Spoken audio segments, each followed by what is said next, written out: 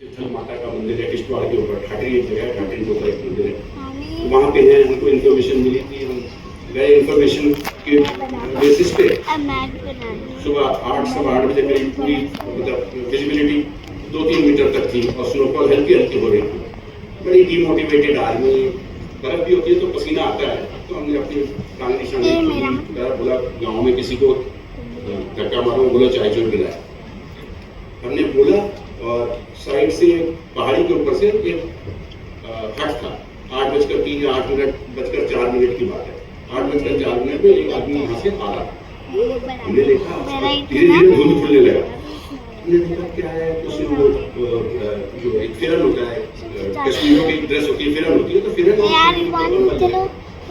हमने देखा बर्फ के अंदर ऐसे करके किया, तो उसने ऐसे करके देखा, फिर उसने इधर देखा अरे 3-4 चारों तरफ लगे हुए थे हमारे स्टॉप, पर हमारे स्टॉप तो लगे थे डीमोटिवेटेड आर्मी वाले। ये यार डेली का धंधा है, कोई इन्फॉर्मेशन दे देते हैं, हम अपने घुटने तोड़ते हैं, इतना कुछ है नहीं, वापस चले जाते हैं। उसने क्या किया, उसने मुड़ा और उसने पीछे के रख के बस्ट मारा। अब इंडियन आर्मी ने अगले 2 मिनट के अंदर कम से कम 5000 राउंड उस हट और उस आदमी के ऊपर निकाल दिए। 8:03 पे आवाज हुई थी, 8:06 पे 4 टेररिस्ट मर गए। अब उसके बाद हमने रेडियो सेट कर दिया अपना ऑफ, फिर वहां से कहानी शुरू होती है, वहां से कहानी बननी शुरू होती है कि कैसे हमको इन्फॉर्मेशन मिली थी, कैसे हमने स्टॉप लगाए, कैसे फिर ये हुआ। लेकिन एक्चुअल ऑपरेशन क्या होता है, एकदम 2 मिनट्स अनप्लान्ड जियोटिक।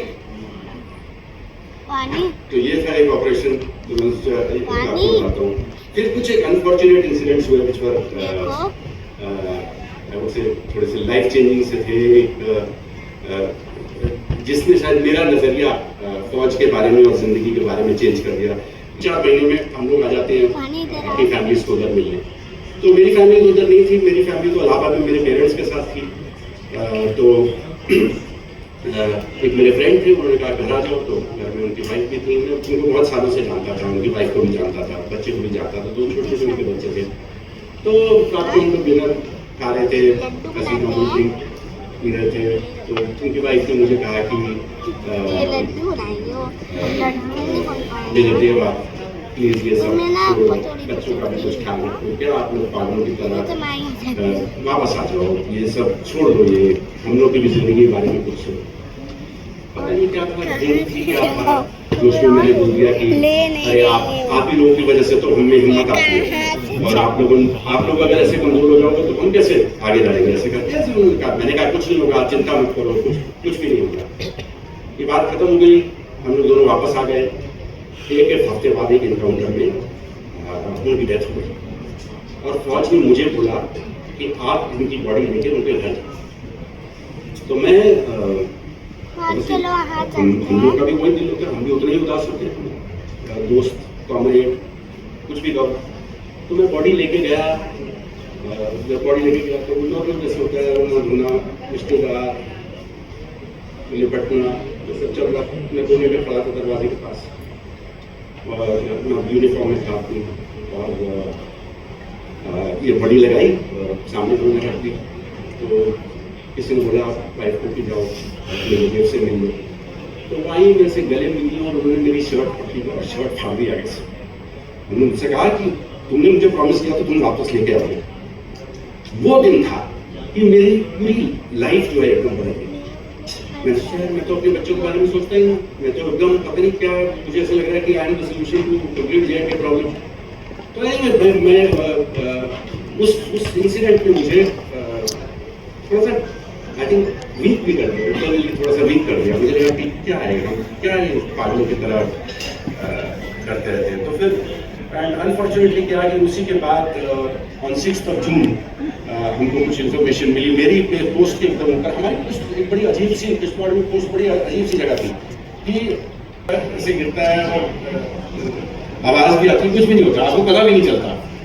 तो अचानक हमारी ट्रेनिंग में हमको सिखाया जाता है कि अगर गोली कहीं भी लगे आपके हाथ में चिपचिप फील होगा, बिकॉज इनवॉलेंट्री एक्शन होता है बॉडी का कि जहाँ पे भी लगी होगी आप उस एरिया को टच करोगे, आपको ध्यान नहीं रहेगा, लेकिन आप उसके लिए टच करोगे, जैसे टच करोगे तो अंधेरा होता दिखता तो है नहीं, मतलब ये तो है नहीं कि आपको लाल रंग की नजर आ रहा है, मतलब पिच डार्क है, जंगल।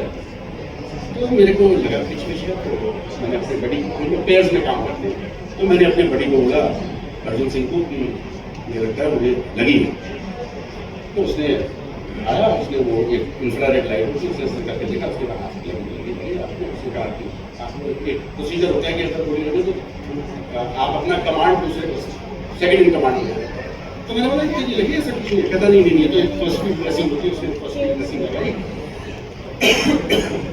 और वहाँ से इवैक्यूएट, आप इवैक्यूएट मतलब ट्रैक नहीं था, तो हेलीकॉप्टर से इवैक्यूएट करना पड़ा। एनी ऑपरेशन में हमको एक टेररिस्ट की भी डेथ हुई, और उसके बाद इवैक्यूएट करने के लिए हमें तो पता नहीं था, ऐसा चॉपर आया, चॉपर ने स्ट्रेचर नीचे किया, चॉपर अभी भी हवा में होवर कर रहा है, स्ट्रेचर नीचे किया, स्ट्रेचर में मुझे बांधा गया, चॉपर के नीचे लटका के स्ट्रेचर को कम से कम 25 मीटर दूर एक प्लेन एरिया में लेके गए, वहाँ पर स्ट्रेचर को रखा, फिर एक बंदा नीचे उतरा, उसने फिर स्ट्रेचर को अंदर डाला हेलीकॉप्टर के, और फिर मुझे कमांड हॉस्पिटल उधमपुर में इवैक्यूएट कर दिया गया उसी दिन।